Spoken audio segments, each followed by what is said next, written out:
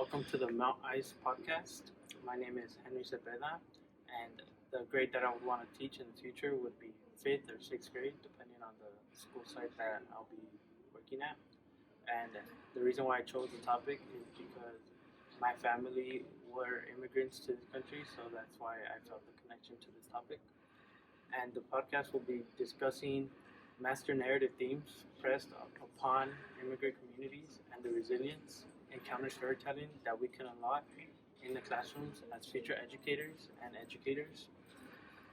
I will be the podcast monitor, and I will refer to you now to our panel. Our panel will introduce themselves. Hi everyone, my name is Tanya Munoz, and my career goal or my teaching goal is elementary school teaching in 1st and 2nd grade. And I chose to be in this podcast because I come from immigrant parents' background. Hi, my name is Raquel Daly, and my teaching goal is to be a teacher of the visually impaired. I chose to be in this group because I was actually an immigrant. I came from Costa Rica, and going through the educational system was a bit rough, and I wanted to contribute my viewpoint to that. Hello, my name is Anton Tobin. My career goal is to teach specifically 5th and 6th grade. I chose this group because I have family who are immigrants, and I felt it necessary to educate the rest of you on the importance of this topic. Hi, my name is Delina Valenzuela, and I would like to teach elementary school students. The reason why I chose this group was because of the name thematical. I thought it was very interesting, so I wanted to learn a little bit about it. First question for the panel is, how are immigrants criminalized? They're criminalized in the sense that we think they're here purely for criminal activity when in actuality they have good intentions. They come here as refugees and are instead put in places like detention centers instead of being shown compassion. I actually saw a TikTok recently. It was a skit. It was this rich white lady and this Hispanic man who had owned the house next door. But the rich white lady came outside when he was on his lawn and was like, "Oh, are you the plumber for this home?" And then the guy said, "No, I own this home." And she literally said, "Well, you don't look like you do." And I thought that was so bizarre because, like, I know it's a skit, but it's like you're putting this out on the internet, and that kind of shows like bad. You're trying to like. To me, it felt like it was showing bad representation of like the community. I don't know. It irked me in a way that I didn't like. Yeah, it's kind of like that implicit bias issue, right? Everyone sees your color, or they have a perception of you based off of that. Mm-hmm. And the thing is that that's like a personal kind of like, everyday thing, but it's everywhere, right? Yeah. Like it's in like our legal system. So a police officer sees you and they're like, illegal. Yeah. Okay. Yeah.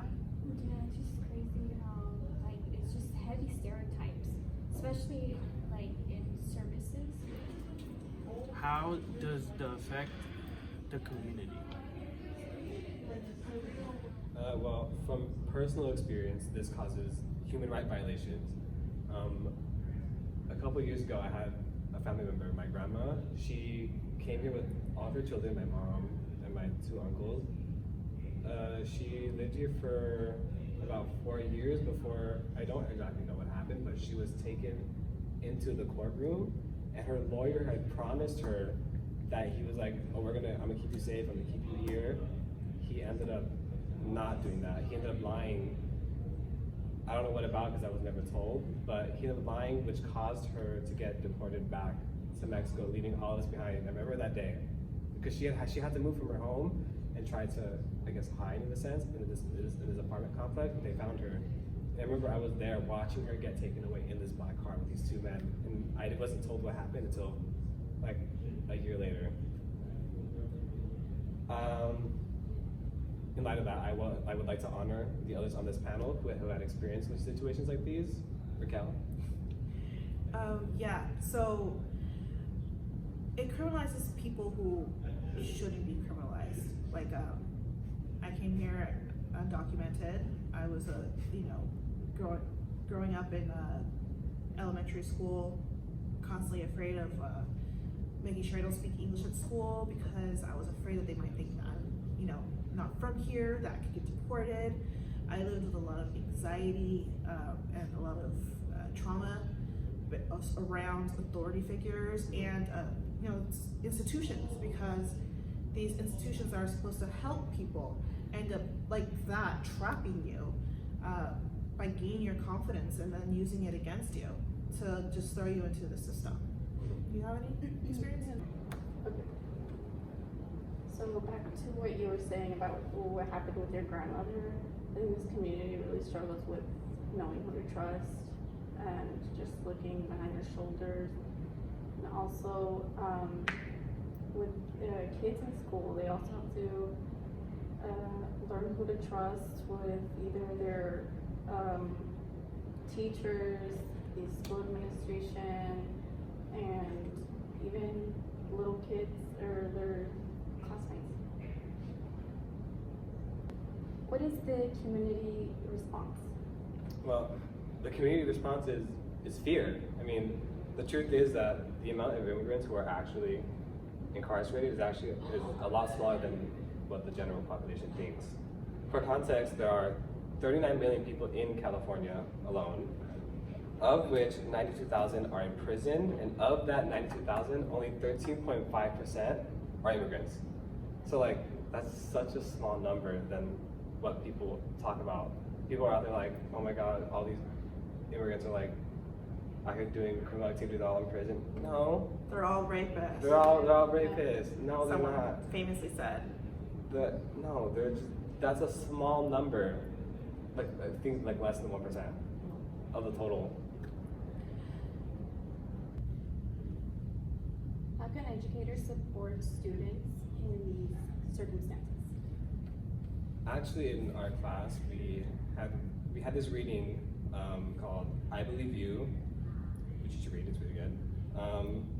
It talks about giving students grace to share their stories and give, I guess, educators an opportunity to be on their side.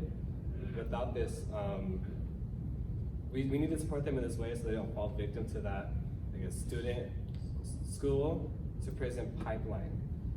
Because it doesn't just end there. That school to prison pipeline can actually extend to deportation. Yeah, I think that's really powerful. I think that a lot of what we learn about, being culturally responsive and opening up our classrooms and our hearts and actually having relationships with students help us to combat this. And that's why it's important for us to invest in them more than just a statistic in a grade, and have a relationship with